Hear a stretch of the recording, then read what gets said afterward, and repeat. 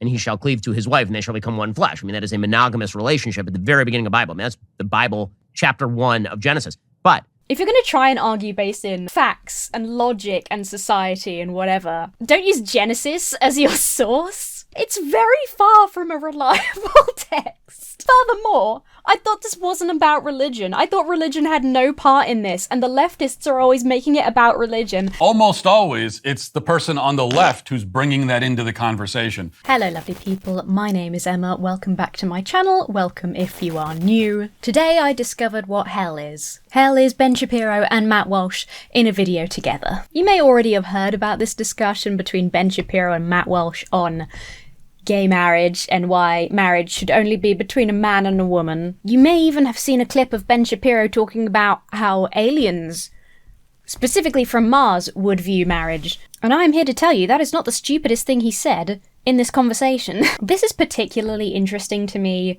because, less so Walsh, I've mostly seen, because this is on Ben Shapiro's show, I've mostly seen it from Shapiro's fans. A lot of fans seem to disagree with him on this take. Even people who tend to agree with most of his opinions are like, what are you talking about in this one? This comes in the wake of Matt Walsh appearing on the Joe Rogan podcast, in which Joe Rogan disagreed with him on this gay marriage take, and again, there's a lot of crossover between their fans, which I guess is why he was on the show. Again, fans seem to generally say Joe Rogan more or less won that. You can't really win a conversation, but the general consensus seems to be that he had the correct take, and that Matt Walsh and Ben Shapiro are just astoundingly wrong on gay marriage. Their reasons for being against gay marriage are completely absurd. They both deny that their religions are the centre point for this belief, which they absolutely are. Hello, lovely people. Before we dive into today's video, I would like to talk to you for a moment about the environment, thanks to today's sponsor, Wren. If you're anything like me and Jasper, the climate crisis probably gets you down on a pretty regular basis. That's why taking climate positive action can make everything feel a little bit brighter, and that is why I like using Wren. By supporting Wren, you support 4 different types of climate solutions. You support the development of amazing new technology, carbon removal technologies, clean cooking fuel, mineral weathering. You also support tree planting. Very importantly, you support climate policy groups that are pushing governments to update their policies in meaningful ways. Your Wren subscription supports both the Clean Air Task Force and Carbon 180. You also support amazing conservation projects such as the Amazon Rainforest Protection Project. This project is really cool. It gives Indigenous Amazonians the tools they need to protect the rainforest. Using satellite monitoring and drones, it allows communities to prevent deforestation before it reaches a large scale, which is very, very cool and important. So much hair in my eyes. Join Wren today to support important climate action.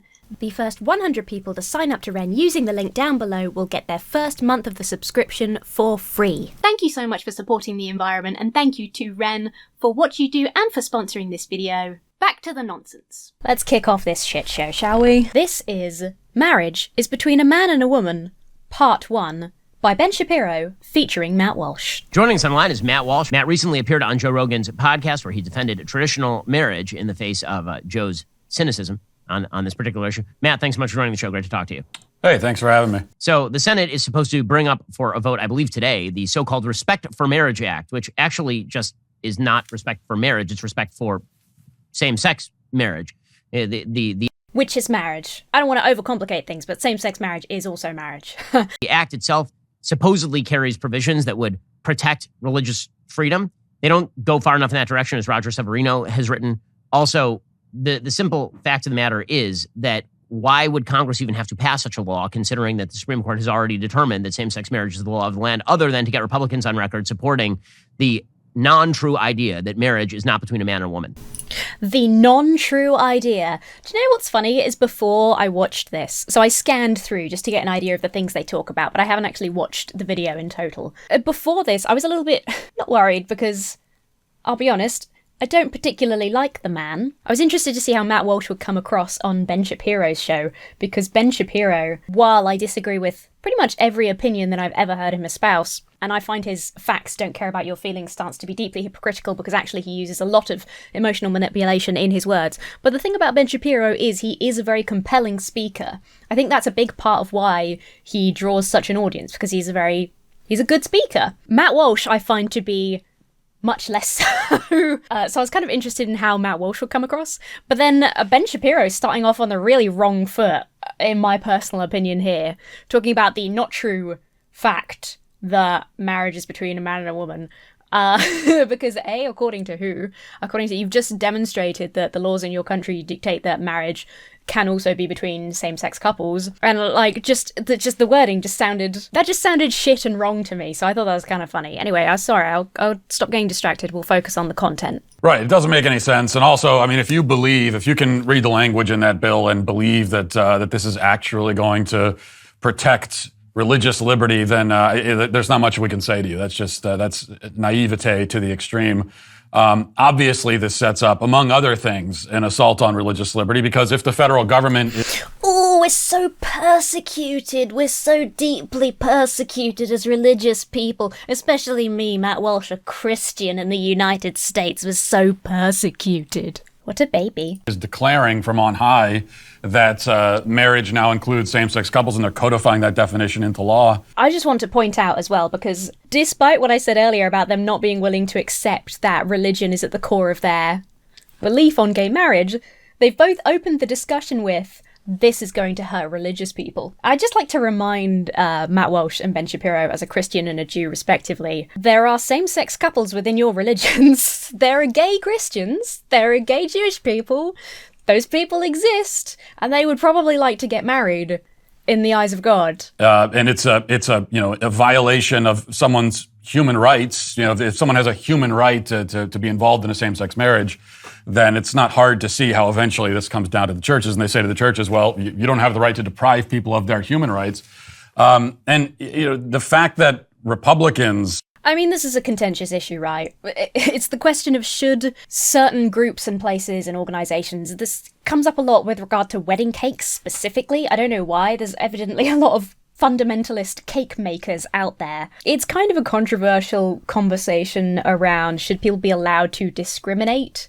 Basically, should a church be allowed to turn you away for a wedding ceremony if you are a same-sex couple? And my general feeling on just life in general is that no organisation should be allowed to discriminate, because what is that? I think it's deeply anti-Christian to turn people away from church anyway, but generally if you get married in a church you have to go to several sermons beforehand, get to know the vicar, whatever, you have to do all this sort of prep work. I can't imagine many gay couples wanting to do that in a place where they aren't accepted, where the vicar doesn't want to marry them, because they and their congregation don't believe that gay marriage should be legal. Like, I can't see many couples wanting to get married in that place anyway. It just shows you again the state of the Republican Party. I mean, 10 years ago... It's not religious enough. That's the problem. The Republican Party is just not religious enough for Matt Walsh. Certainly 15 years ago, but probably 10 years ago, this would have been considered extreme. Oh, he's got a little baby of him from his book. Is that from his book? He's got quite a lot of Johnny the Walrus stuff in the background, I've just noticed. But I don't want to give Walsh money, but if I can buy Matt Walsh in a nappy, just let me know. I'm interested, all right?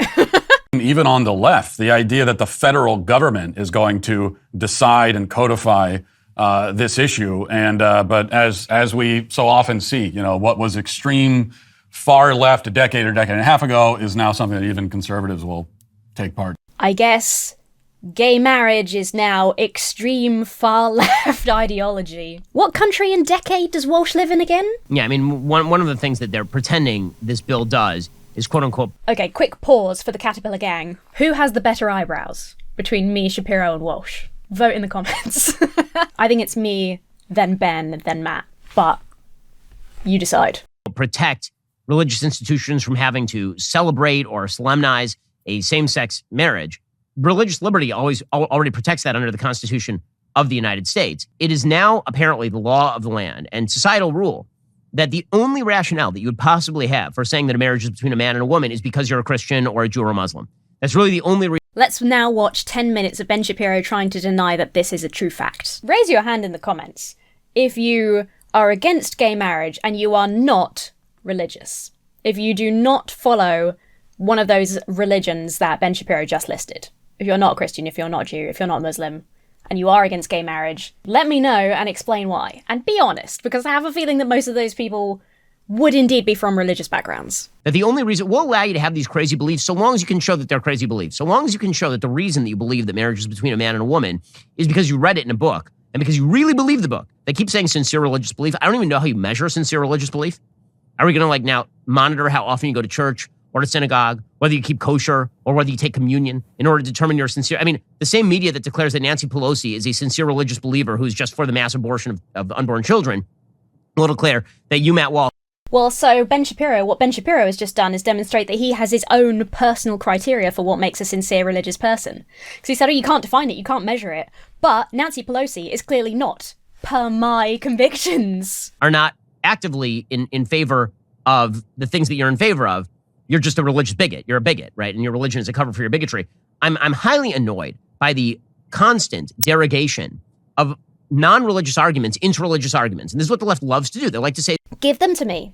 Give me the non-religious arguments. Hello, Ben Shapiro. I'm the left, and I'd love to hear your non-religious arguments. And I'd love to know how you separate those from your entire life, raised and living as a Jewish person with those religious beliefs. I'd love to know how you can qualify to me that your religion has nothing to do with this belief. That it's totally non-religious, sensible, facts versus feelings, reasons why gay marriage shouldn't be protected. You're pro-life. The reason you're pro-life is because of your crazy religion. And so maybe we can respect your crazy religion along those. That is not the argument for marriage. The argument for marriage has literally nothing to do with religion.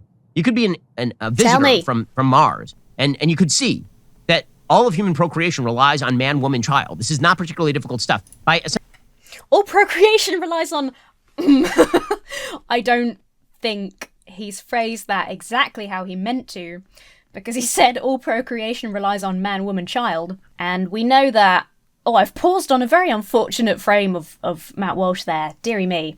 We know that Walsh has interesting views on young people and consent. I just think that warrants a little bit of rephrasing. Also, Martians don't exist. There's no sentient life on Mars, so that's kind of irrelevant. Essentially, boxing in the argument in favor of traditional marriage into, well, if you're a crazy religious believer, maybe we'll let you have that. But if you're a cake baker, then we're not sure about that, right? I told you it's always about cakes. I told you it's always about cakes. No, those crazy cake bakers are also religious. Correct me if I'm wrong. Every story I've read about that particular situation, it's amazing it keeps coming up, they've been Christian, and that's been the reason for their beliefs. Which is kind of counter to the argument Ben Shapiro is trying to make here. I mean, we're not sure how far... We've forgotten that Matt Walsh exists as well, so he's just sitting here like... Yeah, man. Here's an interesting question. Complete aside, but an interesting thought that just occurred to me. Does Matt Walsh believe that Ben Shapiro is going to hell unless he believes in Walsh's Lord and Saviour Jesus Christ? Is that something that's ever occurred to him? Is that a conversation they've ever had? I'd be really interested to know. Anyway, carry on. Talking about cakes. This religious liberty thing extends. What you're really doing is you're setting the ground game at same-sex marriage and traditional marriage are completely the same thing. And if you object to it, the only reason that we'll even allow you to do that is because of this crazy thing called religion. Well, you could be fucking stupid. You could be religious and or incredibly stupid. You could be just brought up in a bigoted household. Chances are that originally stems from religion. That's the thing. Is like, maybe you don't consider yourself religious, but you're brought up in a religious country where the law is against gay marriage. Or you're brought up with a religious family history where that particular bigotry, originally influenced by, say, the Bible, has just been passed down. At its core, it comes from religion. Across the people is that you listen to these arguments, whether it's an argument about marriage, it's an argument about abortion when life begins, even arguments about the definition of man and woman. Listen to the argument between a conservative and a liberal. And what you're going to find is that religion almost always comes into play. Someone's going to mention the Bible. Almost always, it's the person on the left who's bringing that into the conversation. Mate, we're 5 minutes into a just over 10-minute video, and you two have talked about nothing but religion. So who's bringing it into the conversation? I'm still waiting to hear Shapiro's non-religious arguments against gay marriage. All he's said so far is something nondescript about Martians, which is not good enough for me, personally. As you point out, that's the framework they want us to adopt for the argument. That's sort of like the ground on which they want to have this battle. They want to pretend that the only reason that we would believe the things that we believe and say what we're saying is because we've been told by our religion and we have no reasons outside of that. That, of course, that's totally illogical, doesn't make any sense. And also when it comes to marriage... Why is that illogical? Okay, you say it's illogical, it doesn't make any sense. Explain why. This is another thing about religion and being a religious person. You can find arguments to fit your religion if you want to. Look at biblical literalists and evolution. They find little pieces of sort of faux science and misunderstand and reword and scramble things from, non-biblical sources. But the reason they're doing that is because they already started with the belief because of their religion. And it's the same thing with Matt Walsh and gay marriage. He started with that belief as a religious person. He can find other incredibly stupid arguments, and this is what belies the fact that it is actually down to religion, is that his other arguments don't make any fucking sense. Neither do Ben Shapiro's. They don't make sense at all. And if you didn't have that religious background, you wouldn't have come up with these things as an excuse for why gay marriage shouldn't be allowed. I mean, there's a reason why it's not just Christian societies, it's not just Jewish people that have said that that marriage is a fundamentally procreative union between man and woman. You look at every society in human history, and they have come down to that conclusion. I mean, there isn't any society in history that had anything like same-sex marriage as we. Fuck off. Have you fucking heard of ancient Greece or Rome? Are you deluded? I don't know if maybe Ben Shapiro is going to agree with him in a minute and sound equally stupid, but this is why I think that Ben Shapiro is almost bringing down... God, this is making me sound like I like Shapiro. I absolutely don't. I just think he's a much better speaker than Matt Walsh. And, I feel like having Matt Walsh on his show to discuss this and bring his utterly stupid, incorrect bullshit after having had this conversation with Joe Rogan where everybody sort of agreed he was an idiot and kind of, lost. I feel like this is just bringing the conversation and Ben Shapiro's position even lower and making it look stupider and stupider. There's no historic same-sex unions. Okay, marriage is kind of a ambiguous term, and you could sort of redefine it throughout history to mean whatever you want. But if we're talking same-sex unions, yes, they did exist in history. Matt Walsh, you fucking clown. Same-sex marital practices and rituals were more recognised in Mesopotamia than in ancient Egypt. The Almanac of Incantations contained prayers favouring on an equal basis the love of a man for a woman and of a man for a man. Fucking Matt Walsh, what an absolute bullshit clown. In the southern Chinese province of Guangdong, during the Ming Dynasty period, females would bind themselves in contracts to younger females in elaborate ceremonies. Males also entered similar arrangements. This type of arrangement was also similar in ancient European history. Same-sex unions were known in ancient Greece and Rome, ancient Mesopotamia, in some regions of China, and at certain times in ancient European history. There's examples of male domestic partnerships, for example, in the early Zhou dynasty period of China, where the relationships were clearly approved by the wider community and compared to heterosexual marriage, but there was no ritual involved. Again, the argument there sort of revolves around how you define marriage, but accepted by society and put on the same level as heterosexual relationships, to me, would kind of explains itself, right? At least 2 of the Roman emperors were in same-sex union, and in fact 13 out of the first 14 Roman emperors are held to have been bisexual or exclusively homosexual. Nero was reported to have married 3 men. We could go on. It's fascinating, and it's interesting to see when exactly the Christian church started getting involved and outlawing homosexual marriage. Specifically, in every society it seemed to start with specifically men marrying men, I guess because men had the kind of agency to do that, whereas women didn't so much. I don't know. It's a very interesting thing. Let's just wrap that up by saying Matt Walsh is demonstrably wrong about the history of same-sex marriage, or the lack thereof, according to him. As we have today, and not every society has been Christian or Jewish. So this is a conclusion that all people through history have arrived at. No, it is not. It's not hard to see how they arrive at that conclusion. I mean, this is what I was trying to explain on Joe Rogan. It's the relationship between a man and a woman, that kind of relationship. It's just different in kind from any other sort of relationship. It has a capacity that none of these other relationships have. Why? Is he going to say because making children? Is he going to say because making babies? That capacity makes it definitionally different. What capacity? And it also makes that relationship more important to society than any other kind of relationship because it has the capacity to create people.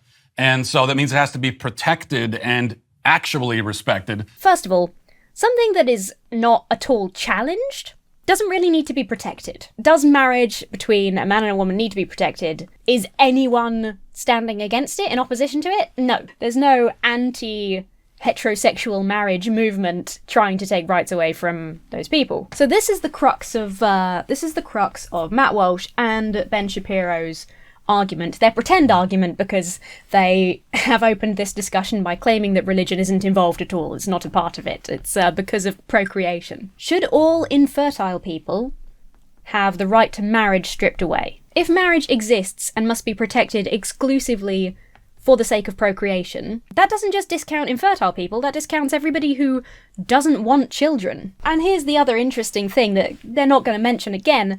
The idea of procreation as top priority is hugely important in religion, because the idea is you have as many children as possible, and that boosts the numbers in your particular religion. That's argued to be one of the reasons that the Old Testament, of which Shapiro and Walsh both believe in, that's argued to be one of the reasons that it specifies that man shouldn't lay with man like he does with a woman, because they should be focused on having lots of babies to increase the number of, in that time, Jewish people. But it's not about religion. It's not about religion, though.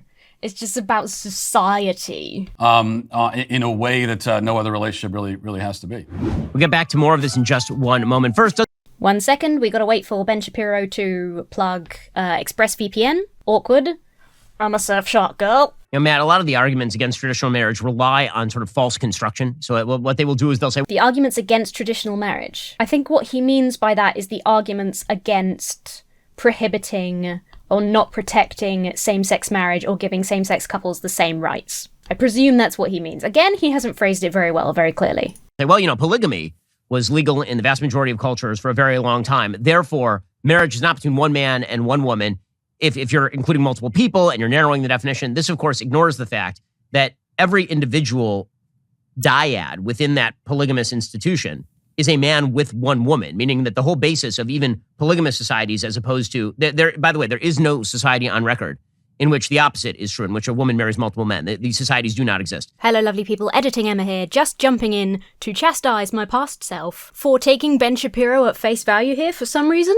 This is why it's annoying when people who actively peddle misinformation speak in a compelling manner, because you just listen to them and assume what they're saying is true. But no, I didn't think of looking this up until I was editing the footage just now, and Ben Shapiro is entirely wrong when he says that there have been no polyandrous societies in history, that there has not been a thing in any society ever.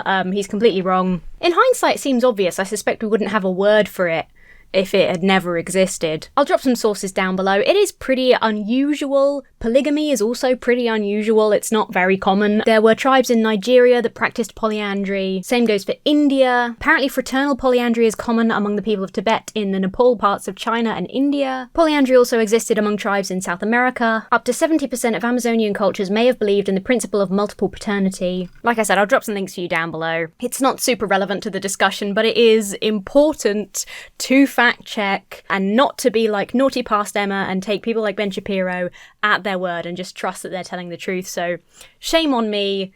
Back to the video. We've just been over that period in the Ming Dynasty where women were bound together in elaborate ceremonies, but no, whatever, it's fine. Is this just a little bit of random pro-polygamy? Because that's also the same religious reasoning that I just went over like a minute ago. Are they pro-polygamy when it's a man marrying multiple women?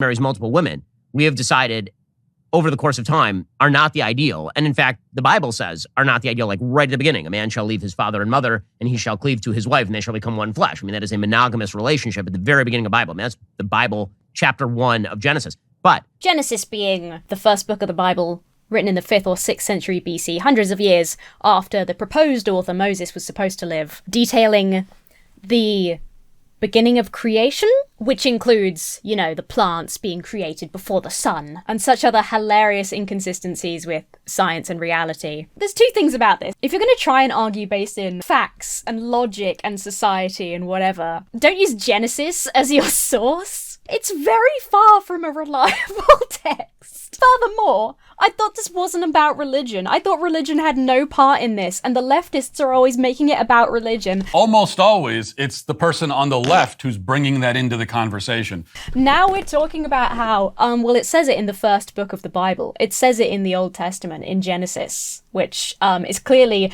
a true and accurate recreation of, God's word and deeds. I don't care how religious you are, you cannot take Genesis as fact. Even if you were to argue in favor of cultures that allowed polygamy, the idea there was that it was always a man, woman, child. It's just the man was pairing off with other women. Stop saying man, woman, child. It sounds fucking weird. It wasn't a polycule in FTX style here.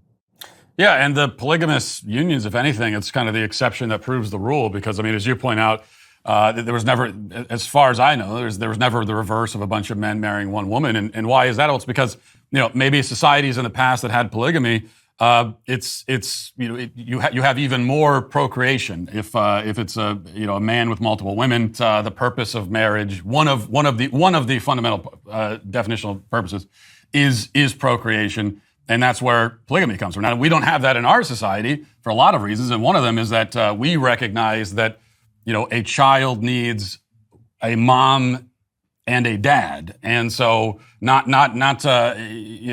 Shout out to all the children of single parents in the comments. Shout out to all the children of same-sex parents in the comments. I was raised by a single mum. She was amazing. As someone who started their very early life with a mother and a father, I can 100% guarantee my life was much better for not having that father figure there. Doesn't always work like that, Mr. Walsh. So this is a popular idea. I've heard, I think Shapiro talked about this before. The idea that the best family for children is a male figure and a female figure, and that's it, exclusively, that is the only relationship that has net benefits to society, is false. It is false. I'll leave some sources down below as always. Let me just read out a couple of facts to you. Scientists have found that the psychological and social aspects of committed relationships between same-sex partners largely resemble those of heterosexual partnerships. The vast majority of scientific studies that have directly compared lesbian and gay parents with heterosexual parents have consistently shown that same-sex couples are as fit and capable parents as heterosexual couples, and that their children are just as psychologically healthy and well-adjusted. Here's an example. One recent study found that children of same-sex couples do just as well in school as children of heterosexual couples, and these children are equally popular among their peers. It is just a fabrication to say that same-sex couples cannot provide the same stability and care that differently sexed couples can. There's no science behind that. It's not reality. What's one more lie from Matt Walsh, eh? Not a dad and multiple moms, but a mom and a dad, and that's going to be the best thing for the child. And that's really that's what this conversation should revolve around. Is like, what's the best for a child? Every child that is born has a mother and a father. There's no other way to create a child. And is it best for that child to be raised by those two people or not? I think obviously. Should children be raised by their sperm donors? Like, what's he saying? What happens if one of those parents or both of them pass away? Like, are children in the foster system just fucked? Should we just forget about those? Or what if there's a child, like in my situation, where being raised by that differently sexed couple that, produced the child would actually be detrimental to the child, which is the case in a lot of family relationships. Like, you really shouldn't force two people to stay together just because they made a baby. That could be an incredibly damaging environment for the child. Let's not forget that same-sex couples can reproduce. Here's the thing, you're never going to eradicate, and it's a frightening thought, and I'm sure they would deny it, but this is basically what people like Shapiro and Walsh actually want. You're never going to eradicate same-sex relationships. By protecting those relationships and granting people the right to marriage, what you're doing is protecting people's health and well-being. Marriage, in the context that we're talking about, is not about procreation, it's about legal benefits, it's about taxes. It's about the benefits your spouse gets if you pass away. I'll link a study about this down below. Marriage has been shown to have substantial health benefits. What we're saying when we argue for same-sex marriage to also be protected is that same-sex couples deserve the same health and well-being benefits that marriage provides differently sexed couples. They deserve to have the same tax breaks. They deserve to have the same legal protections. That's it. That's the facts. It's not about who can procreate or what an alien from Mars would think about our human relationships. It's not about polygamous relationships in the Bible. It's not about any of that. It's fundamentally about the law. It's about marriage benefits and making those benefits available to all people without discrimination. You should not be denied social benefits that other couples are allowed just because of your sexual orientation. To deny that is simply to discriminate. You know, Matt, this is the only reason that marriage is a social institution in the first place. Society has no interest in who you pair up with and have sex with. Society has an interest in how families are created because they are the units upon which society is built. Every historian, worth their salt, understands this. I mean, it's something Robert Nisbet wrote back in the 1950s, is the idea that societies are not built of individuals, they're actually built of family units, because you're born into a family unit, and then you form new family units, and these are actually the way that societies work. And a family containing same-sex parents is still a family unit. We've just been over the fact that same-sex parents are just as valid, just as competent as heterosexual parents. So this is irrelevant. You can still be very, very pro-family and include same-sex couples in that, Shapiro. Societies that abandon that in favor of what we have sort of abandoned it to, atomistic individualism, they remove all of the social structures that actually provide for a healthy society. The only reason that we even care about... Like what? What? By accepting same-sex marriage, what social structures are we destroying? What are we removing that is burning society to the ground? Let's not forget that a lot of countries have had same-sex marriage protected for a very long time and are, thriving. Like, nothing. We haven't lost anything in society by protecting same-sex marriage. It's just not a thing. That's just vague fear-mongering. About marriage is because of the production and rearing of children. Again, society has no interest whatsoever in you want to have sex with a person and you live in the same room as the person. Why exactly would society care about that and give benefit to that? How does that help society in any way? The answer is it doesn't. Marriage is a social institution specifically because we have an interest in the bearing and rearing of children. And so essentially what has happened here is that we took a social institution, and then in order to rewrite the social rules, we gutted the social institution in favor of a redefinition of marriage. I think this is a thing people don't understand when they argue about same-sex marriage. What they're really arguing about is the tip of the iceberg, meaning that the redefinition of marriage occurred back in the 60s. Slippery slope fallacy, let's go. 60s, 70s, and 80s with no-fault divorce, with the idea of cohabitation. Same-sex marriage is just the final outcome, probably not the final outcome. It is one of the late-term outcomes of a complete redefinition of marriage away from family formation and family structure in favor of what marriage... You can have same-sex couples in families. Same-sex couples can create families. It's possible, okay? Just gonna keep reminding him. What it really is about is just sort of a voluntaristic association that you make with another human being for whatever purposes you serve. Yeah, I mean, marriage has, you might say 3 pillars, is that it's monogamous, permanent, and procreative, and... Marriage doesn't have to be monogamous. Marriage doesn't have to be procreative. Again, what about differently sexed couples who don't want children? I can't see Matt Walsh or Ben Shapiro ever campaigning against differently sexed marriages for people that are infertile or don't want children. But they should be as fervently against that as they are same-sex couples if it really is all about procreation, if it's about rearing children, because it's not about that. What a bunch of fucking clowns and liars. We gave up on the permanent and monogamous part back. Yeah, we gave up on the permanent part because it was forcing people to stay in terrible relationships, which again can have devastating consequences for children. Decades ago, and so it was only a matter of time before the final pillar falls. This is another thing that came up with road. What do you mean by the final pillar falling? It's not like previous to this bill, every time a couple got married, they were obligated to have at least one child. Marriage has always been possible without necessarily procreating. Logan, we were talking about he said, well, why don't people have the right to get together and love each other? And who am I to say, who are we to say who anyone is allowed to love? Well, it's like, yeah, of course you can love whoever you want. There's no laws in place that can prevent you from loving someone. But the question is, there are in some places. Why does that matter to society? What interest does society have in that? And why do you need your love for someone to be kind of... I've already explained what interest that has to society. There are distinct proven health and social benefits to marriage, to allowing marriage. Same-sex couples should be allowed to benefit in the same way as heterosexual couples do. It's that simple. That is the societal benefit. Made official and codified in this way. And I can't think of any reason why that would be needed unless the I've just explained why that's needed. Same-sex couples deserve the same legal protections as differently sexed couples. The reason that this argument, this very simple argument for protecting same-sex marriage doesn't work for Matt Walsh or Ben Shapiro is because they don't care about the health and well-being of non-heterosexual people. That's the fact. It fucking sucks that that's the case, but that's their position. That's where they're coming from. That's why they don't care. That's why they won't approach the genuine reasons for being in favour of protecting same-sex marriages.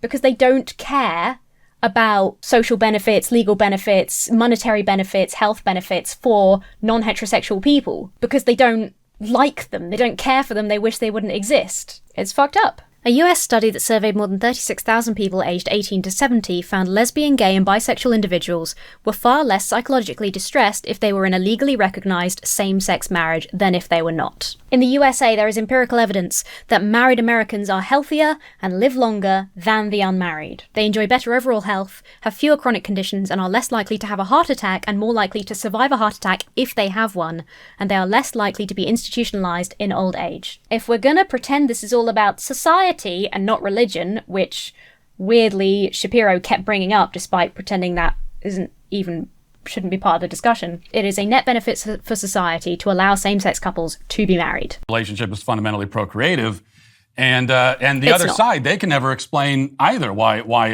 exactly it's needed. That's the thing. We say that marriage has been redefined, but it actually hasn't been. It's the what we call the old definition, which is the only definition, has been erased or destroyed, or we've gotten away from that. But there hasn't really been a new definition put in its place. It's the same thing they've done with everything else. Like they got rid of the definition of woman. Here is the legal definition of marriage in the UK for Matt Walsh's enjoyment, since he thinks that the left, society, I don't know, whoever has redefined marriage has not actually defined it. Marriage is a legally accepted relationship between two people, neither of whom is in a civil partnership or separate marriages. So it's pretty simple. Marriage is a legal contract between two people who are not already married or in a civil partnership. We can't define marriage just like we can't define woman. Matt Walsh's position on everything hinges on not listening.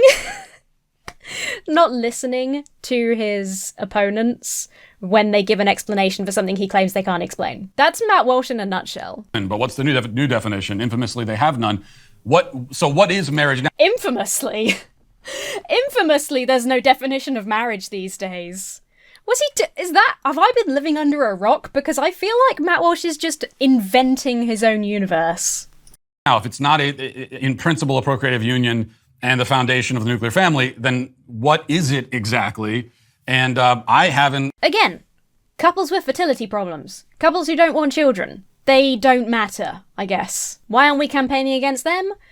Because we hate same-sex couples, because of our religions. That's the conclusion that they are not willing to admit. This is the thing, and this is something that Joe Rogan pushed Matt Walsh on. Walsh didn't have a particularly good answer. Same-sex couples having the right to marriage, to the right to the same marriage laws as heterosexual couples, doesn't affect heterosexual couples. The claim that Shapiro and Walsh are both making is that by allowing same-sex marriages, we're somehow destroying the institution of differently sexed couples getting married. And that's just not true. It doesn't affect those in the slightest. They can still get married, have their nuclear families, 2.5 children, benefit society, hurrah, hurrah. And it makes no difference to those people whether same-sex couples can get married or not, except for the societal benefits, which we've discussed many times. They wasted so much of this video, of the early video, talking about, particularly Ben Shapiro, talking about religion has nothing to do with it, but they have no good secular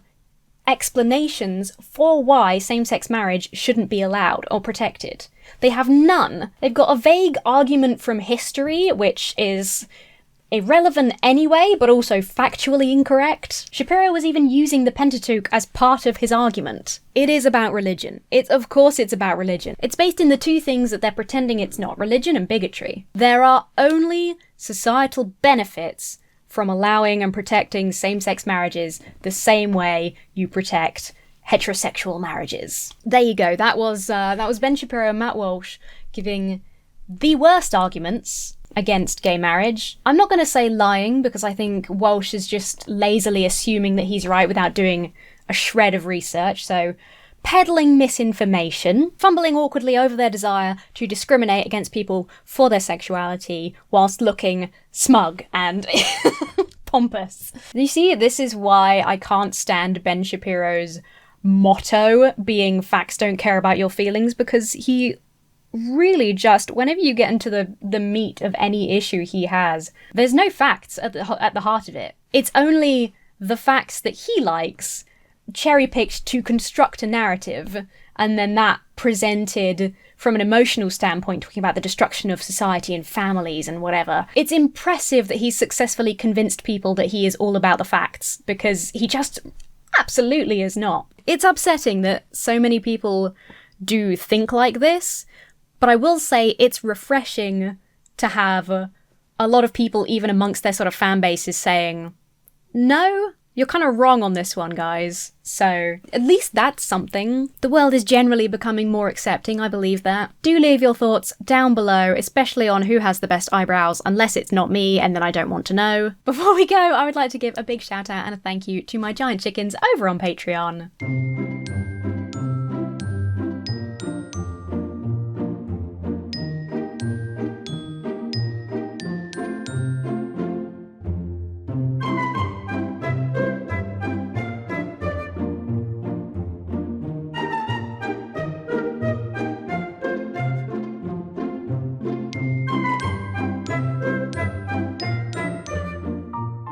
Have yourselves a very lovely week, and I will see you really soon.